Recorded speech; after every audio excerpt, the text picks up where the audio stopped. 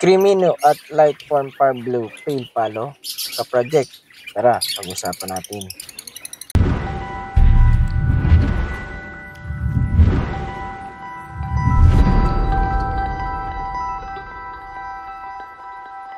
Disclaimer, hindi po ako eksperto sa larangan ng pag-iibon.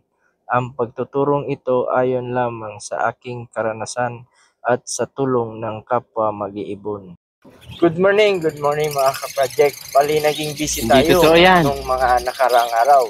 Kaya ngayon lang ulit tayo makakapag-update sa ating munting ibunan.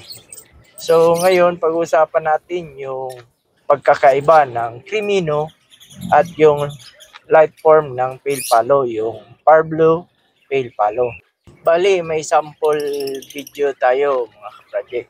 Kung mapapansin nyo mga ka-project, may sample tayong video. May apat tayong ibon na magkakasing kulay. So sa unang tingin natin, masasabi natin na Crimino mutation sila.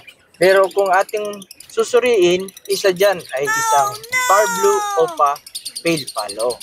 Yung Par Blue Pale Palo ay isang light form ng Pale Palo.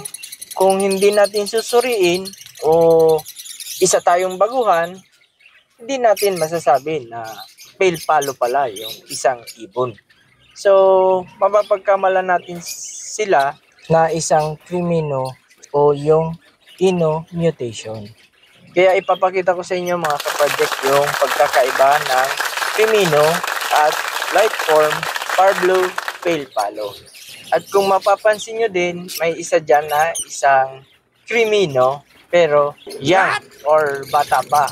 Kaya sinama ko yung ibon na yan mga ka-project para ma-identify din natin yung young at mature na Crimino. So ito na mga ka-project yung sample video natin para ma-identify natin yung pagkakaiba ng isang Crimino at isang light form Par Blue Pale Palo. Siyempre yung karakteristik ng isang Crimino ay pula ang mata, puti ang bagwis, pinkish yung paa or puti. At yung buntot naman, kung anong kulay ng kanyang katawan, ay ganun din sa buntot. Pero pag Crimino opaline, kung ano ang kulay ng kanyang ulo, ganun din ang kulay ng kanyang buntot. Yun ang karakteristik ng isang Crimino. So, sa isang light form Par Blue Pale Palo naman, ganun din, pula ang mata, puti din yung bagwis, minsan light gray, yung paa naman pinkish or puti, pero dito sila nagkakaiba sa buntot. Bali yung buntot ng isang light form Pale Palo, mapapansin mo talaga sa kanya yung ibang kulay niya.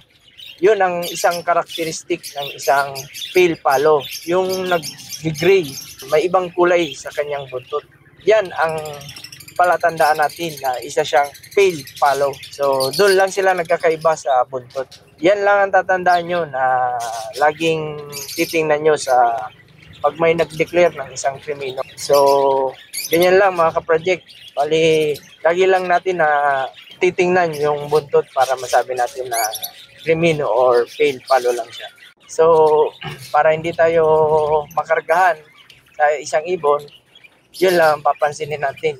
Mas madali na makita natin sa isang light form Pale Palo. So, again, mas maganda na kukuha tayo sa mga digit na breeder para digit din yung karga na makuha natin o mabibili natin na ibon. So, yan lang mga ka-project. Sana may natutunan naman tayo sa channel natin. So, salamat sa inyong suporta. So, thank you for watching. Pa-follow, like, and share na lang ng ating video.